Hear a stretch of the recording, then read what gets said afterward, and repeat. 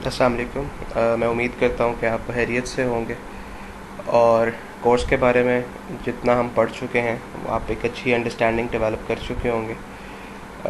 अभी तक हम लोग पैसे के बारे में या हमारे जो तीन एस्पेक्ट्स हैं कोर्स के, that is money, banking and finance, उसमें से मनी और फाइनेंस पे फोकस कर रहे थे। पैसे की एवोल्यूशन या मनी की एवोल्यूशन, उसकी टाइप्स के बारे में हमने डिस्कस किया।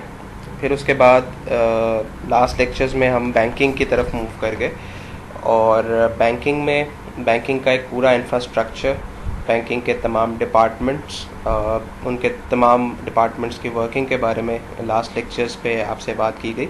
सो आई होप कि आपको एक बैंक का इमेज, एक बैंक का स्ट्रक्चर और उसकी बेसिक वर्किंग समझ आ गई होगी। सो आज का लेक्चर हम स्टार्ट करते हैं। आज के लेक्चर में हम मेजरली टाइप्स ऑफ बैंक्स की बात करेंगे। मैंने यहाँ पे दो चीज़ें लिखी हैं, observation of Goldsmith and types of bank. Observation of Goldsmith जो है, ये हमने एवोल्यूशन ऑफ मनी जब पढ़ रहे थे, जब मेटालिक मनी एज पढ़ी थी, तो उसमें एक डिटेल में डिस्कस किया था कि कुछ ऑब्जर्वेशंस थी गोल्डस्मिथ की जिनकी बेस पे उन्होंने अपना गोल्ड फर्दर इन्वेस्ट करना शुरू कर दिया था। आई होप कि आपको वो याद होगा। बहरहाल उसको दोबारा अगली स्लाइड में रिपीट भी किया जाएगा जब मैं सेंट्रल बैंक को एक्सप्लेन करूँगा।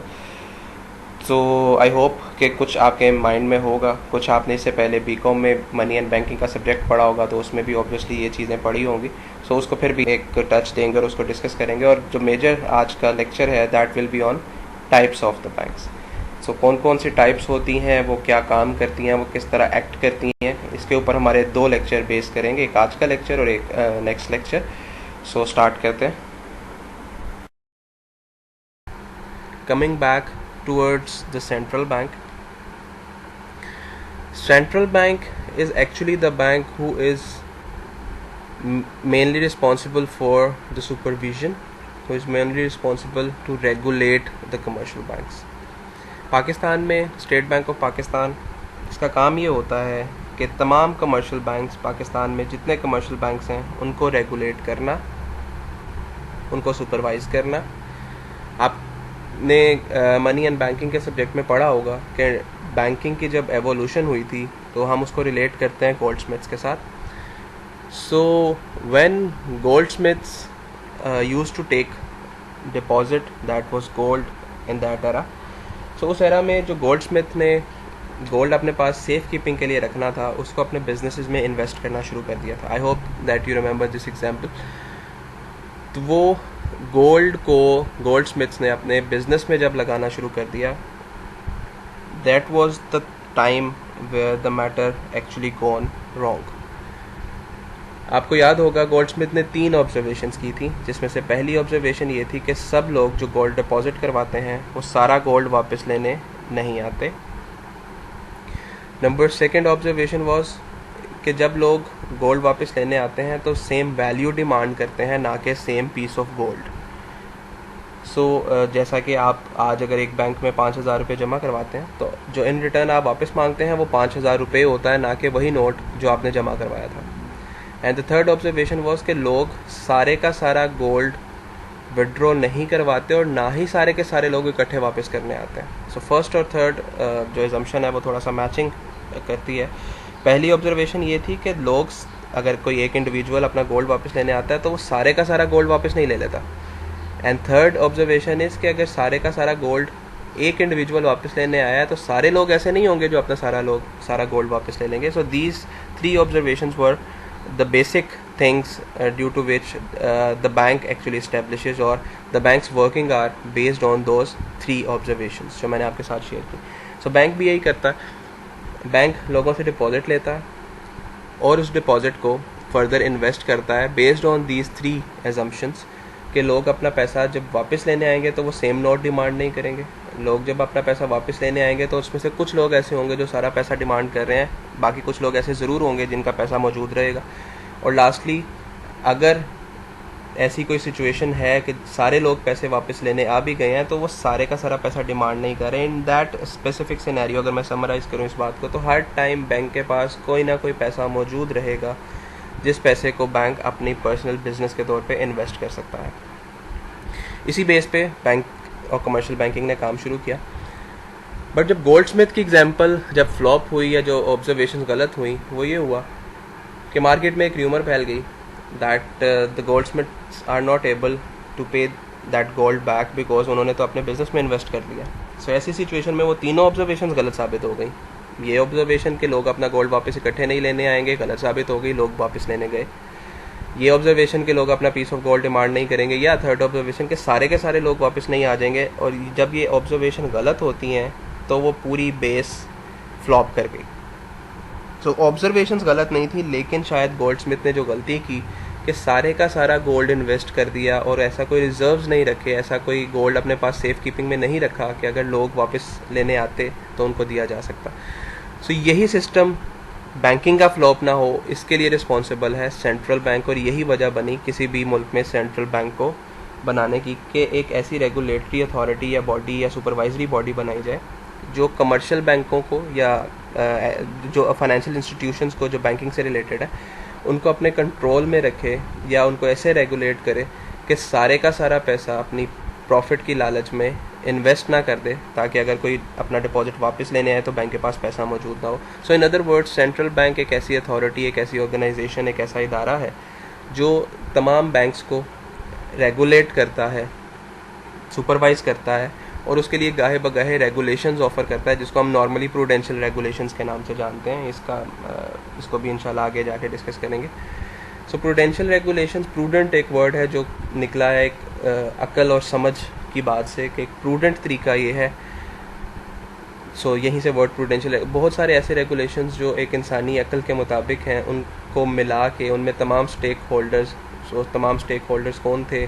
जो लोन लेते हैं, जो पैसा जमा करवाते हैं, इंडस्ट्रीज़ हैं, या वो तमाम फाइनेंशियल इंस्टीट्यूशन जो किसी ना किसी हवाले से बैंक के साथ इन्वॉल्व हैं, उनके साथ एक मीटिंग करके एक जनरल रेगुलेशंस बनाए गए जिसको हम प्रूडेंशियल रेगुलेशंस कहते हैं। और ये गाहे बगाहे अपडेट भी किए जाते हैं। पहली दफ़ा ये 1991 में बनाए गए थे और अब 2020 के अंदर इसको मल्टीपल टाइम रिवाइज किया गया। सो central bank is an authority which regulates, which supervise the banks so that the whole financial system and the whole banking system does not get flopped, या किसी ऐसी एक बैंक की गलती की वजह से पूरे फाइनेंशियल सिस्टम या बैंकिंग सिस्टम के ऊपर कोई बहुत ज़्यादा मसले या बैंक डिफ़ॉल्ट की तरफ ना चला जाए।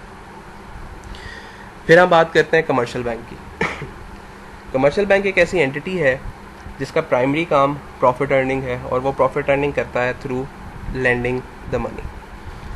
So at one side it takes deposit and at the other side it lends deposit. इस पे हम पहले भी बात कर चुके हैं।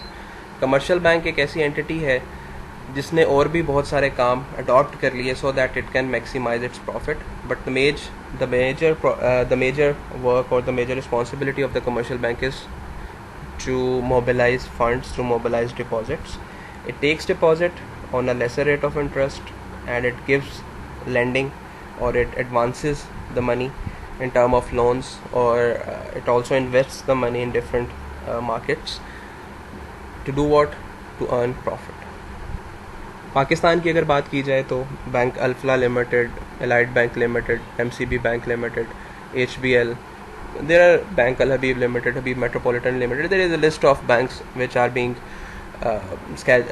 being operated and organized and developed or incorporated in the head of commercial banking. So every commercial bank has an account with the central bank. ये हम पहले भी डिस्कस कर चुके हैं। And there are different services जो अभी हम आने वाले वक्त में, ये जो आगे डिफरेंट बैंक की टाइप्स हैं वो पढ़ेंगे। ये सारे काम पाकिस्तान में कमर्शियल बैंक भी कर रहा है। नेक्स्ट बात करते हैं हम इंडस्ट्रियल बैंक की। नाम से आपको अंदाज़ा हो रहा है कि इंडस्ट्रियल बैंक वो बैंक है जो इंडस्ट्री को सपोर्ट करने के लिए बनाया जाता है। कहा जाता है कि एक कंस्ट्रक्शन इंडस्ट्री मुल्क में या पूरी इकोनॉमी को बूस्ट करने में एक बहुत अहम किरदार अदा करती है। जैसे कंस्ट्रक्शन कंपनी बेहतर होती है, कंस्ट्रक्शन इंडस्ट्री बेहतर होती है तो उसके साथ बहुत सारे रोज़गार एसोसिएटेड होते हैं। लेबर अपॉइंट होती है क्योंकि कंस्ट्रक्शन करनी है, उसके लिए रॉ मटेरियल बनता है या रॉ मटेरियल चाहिए, उसके लिए ट्रांसपोर्टेशन यूज़ होती है। फिर जब कंस्ट्रक्शन हो रही होती है, लेबर अपॉइंट हो रही होती है, तो लेबर को जो रोज़गार मिलता है उनसे स्टैंडर्ड ऑफ लिविंग बेहतर की जा सकती है। स्टैंडर्ड ऑफ लिविंग कैसे बेहतर होती है? जब लोगों के पास अनएम्प्लॉयमेंट थी और वो एम्प्लॉयड हुए तो उनके पास कुछ पैसा आया। जब वो पैसा आया, उस पैसे को वो कहीं ना कहीं इन्वेस्ट या उस पैसे को कहीं ना कहीं कंज्यूम करते हैं। कंजम्पशन एक वजह बनती है एक न्यू डिमांड क्रिएट करने की। कैसे? जैसे अगर मेरे पास कोई पैसा नहीं है तो मैं मार्केट में कोई डिमांड क्रिएट नहीं कर रहा, लेकिन अगर मेरे पास 50,000 रुपये है तो मैं मार्केट से कुछ ना कुछ उसको कंजम्पशन करूँगा, कुछ ना कुछ ख़रीदूँगा। सो जब भी मैं कोई चीज़ ख़रीदूँगा तो ख़रीदने की वजह से कोई ना कोई डिमांड बनेगी और उसका कोई ना कोई सप्लायर भी आएगा। कोई ना कोई वो डिमांड फुलफ़िल करने के लिए सप्लायर, क्योंकि सप्लायर को प्रॉफिट चाहिए, वो चीज़ बनाएगा और उसको मार्केट में बेचेगा। और वो बेचने की वजह से उसको भी रॉ मटेरियल पहले तो बनानी पड़ेगी। सो बनाने के लिए रॉ मटेरियल चाहिए। जब वो रॉ मटेरियल लेगा तो ऑब्वियसली वहाँ पे भी ट्रांसपोर्टेशन यूज़ होगी, लेबर यूज़ होगी। सो एक्चुअली जो मैं बताना चाह रहा हूँ वो ये है कि एक इंडस्ट्री रिवाइव करने से एक पूरी इकोनॉमी बेहतर होती है। सो इंडस्ट्रियल बैंक का जो प्राइमरी काम है वो है इंडस्ट्रीज़ को प्रमोट करना, इंडस्ट्री को फाइनेंस करना, इंडस्ट्री को लोन देना। सो ऐसे तमाम लोन्स या ऐसी तमाम फैसिलिटीज़ जो इंडस्ट्री से परटेन करती है उसके लिए इंडस्ट्रियल डेवलपमेंट, उसके लिए इंडस्ट्रियल बैंक्स बनाए जाते हैं। पाकिस्तान में इसकी एग्जांपल है IDBP, industrial development bank of Pakistan. इसका काम भी वही है कि ये इंडस्ट्रीज़ को प्रमोट करने के लिए सपोर्ट करता है, ईदर फाइनेंशियली और द कंसल्टेंसी। ये एक स्पेशलाइज्ड इदारा होता है जो गवर्नमेंट की तरफ से बनाया जाता है या जिसका एक स्पेसिफिक पर्पज़ होता है। That purpose is to promote industry in the economy so that the whole economy में ग्रो। नेक्स्ट जो बैंक हम पढ़ने जा रहे हैं दैट इज़ कोऑपरेटिव बैंक। आपने कोऑपरेटिव सोसाइटीज़ का नाम सुना होगा, जैसे वापडा employees cooperative housing society, Punjab employees cooperative housing society, Sui and northern gas cooperative housing society. So यहाँ से आपको थोड़ा सा अंदाज़ा हो रहा होगा कि एक स्पेसिफिक पर्पज़ को या एक स्पेसिफिक ऑडियंस को या एक specific chunk of the market को कैप्चर करता है।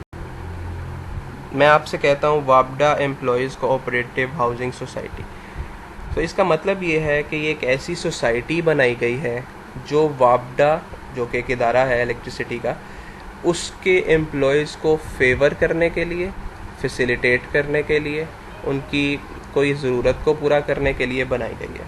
और वो ज़रूरत एक लिविंग नीड हो सकती है।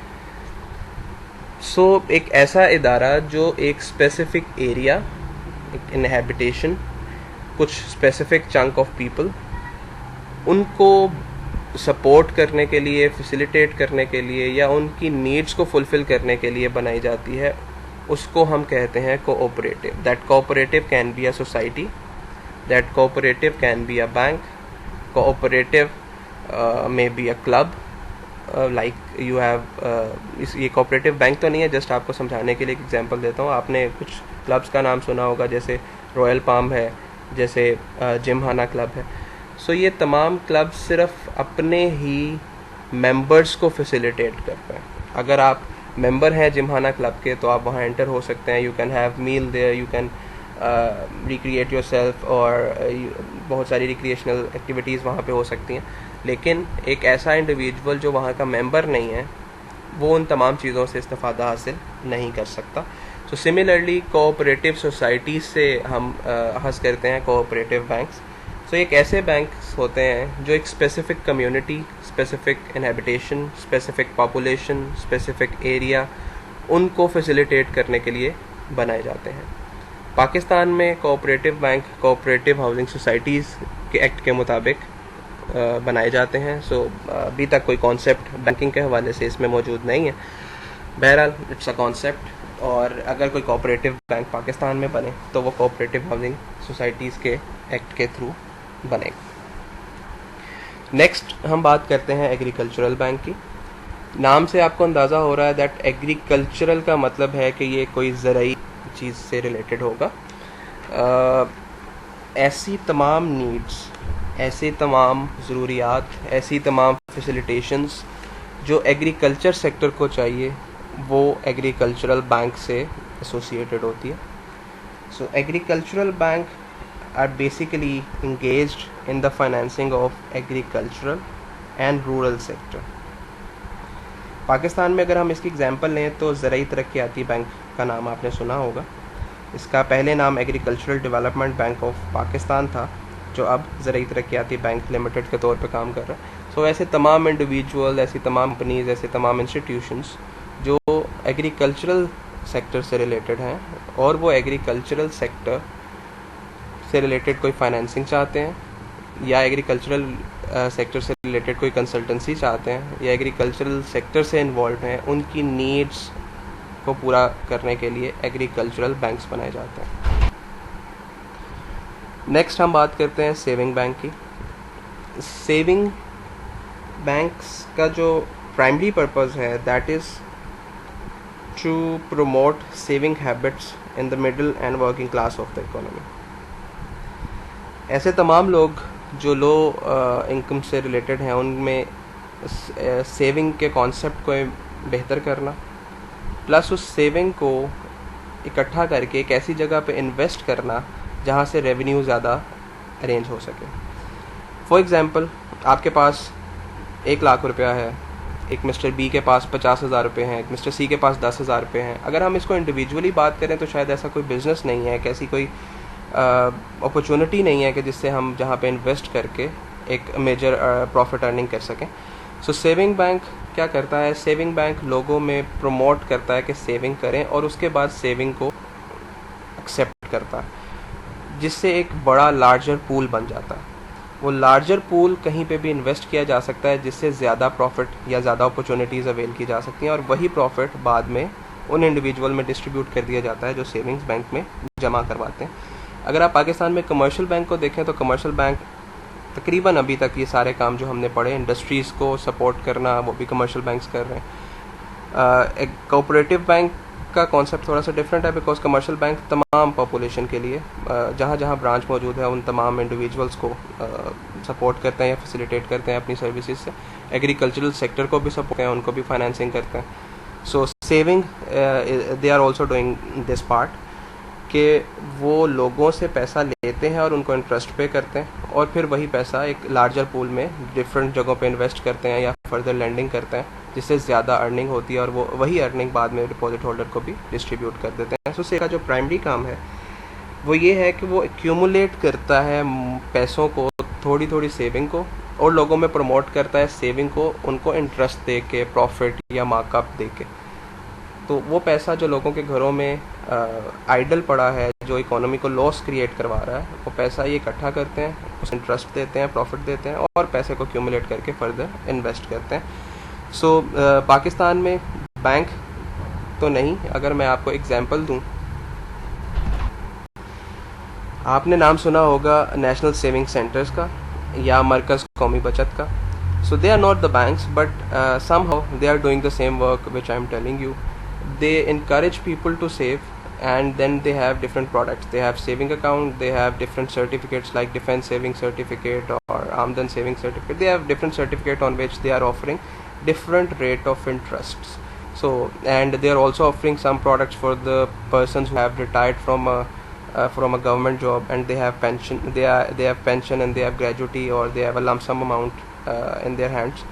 So National Saving Center actually offer different products, different certificates, different accounts, and they offer rate of interest as per different category of accounts. Like they are paying higher amount as an interest to the persons who are older to the age of 60 or who are, we can say, old age persons.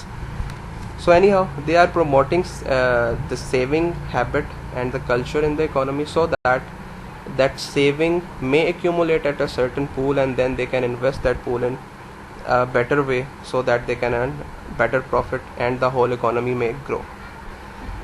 Next हम बात करते हैं investment bank की।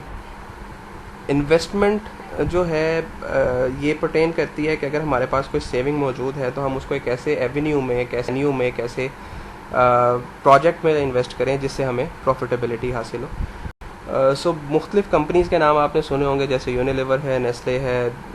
There are lot of companies who are providing different products to the customer. So वो product बनाती हैं उसमें obviously कोई ना कोई कॉस्ट शामिल होती है, और वो जब बेचती हैं वो सेलिंग प्राइस एक हायर होती है कॉस्ट से, और जो डिफरेंस होता है between the cost and the selling price, ये प्रॉफिट होता है किसी भी किसी भी कंपनी का। सो वो कंपनी को बनाने के लिए, चलाने के लिए, डिफरेंट मशीनरीज के लिए, अपने वर्किंग कैपिटल को मीट करने के लिए पैसा चाहिए होता है। वो कंपनी या तो अपने सोर्सेज से जनरेट करती है, जैसे यूनिलीवर की मैं आपको एग्जांपल देता हूँ। यूनिलीवर एक प्रोडक्ट बनाता है और उस प्रोडक्ट के लिए मशीनरी चाहिए, जगह चाहिए, पूरे factors of production, land, labour, capital, entrepreneurship चाहिए। वो सारा कुछ अरेंज करता है, तो उसकी कोई ना कोई कॉस्ट है।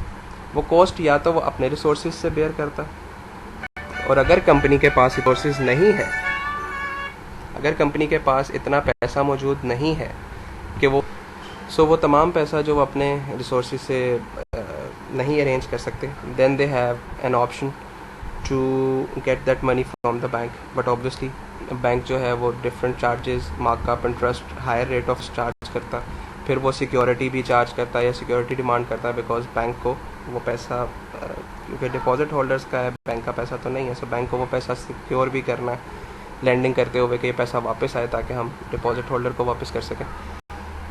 The other option that a company has is to issue shares or debentures.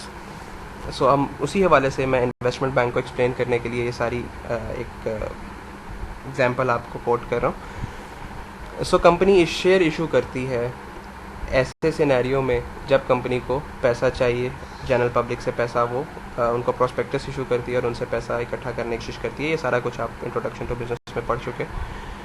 सो वो पैसा जब कंपनी के पास आता है तो कंपनी उस पैसे से अपना रॉ मटेरियल या मशीनरी या जो वर्किंग कैपिटल या जो डेली ऑपरेशंस हैं उनको मीट करती है, या कोई मशीनरी चला लेनी है तो वो उसको मीट करती है। तो कोई ना कोई तो ऐसे इंडिविजुअल्स हैं जो शेयर्स को ख़रीदते हैं, जनरल पब्लिक है जो शेयर को बाय करती है। सो क्यों बाय करती है? बिकॉज वो शेयर ख़रीदेंगे तो कंपनी को पैसा देंगे, कंपनी उस पैसे से सारा साल काम करेगी और काम करने के बाद कोई प्रॉफिट कमाएगी तो वो प्रॉफिट अपने शेयर होल्डर्स में डिस्ट्रीब्यूट करेगी, जिसको हम डिविडेंड के नाम से जानते हैं। सो वो शेयर्स खरीदने के, इस्लामिक बैंकिंग की बात करें तो स्कूक खरीदने के लिए मुख्तलिफ ऐसी इन्वेस्टमेंट अपॉर्चुनिटीज़, किसी प्रोजेक्ट में इन्वेस्ट करने के लिए अगर किसी इंडिविजुअल के पास पैसा नहीं है तो वो इन्वेस्टमेंट बैंक से रब्ता करता है। So that means investment banks are there to facilitate people if they need money for the purpose of investment.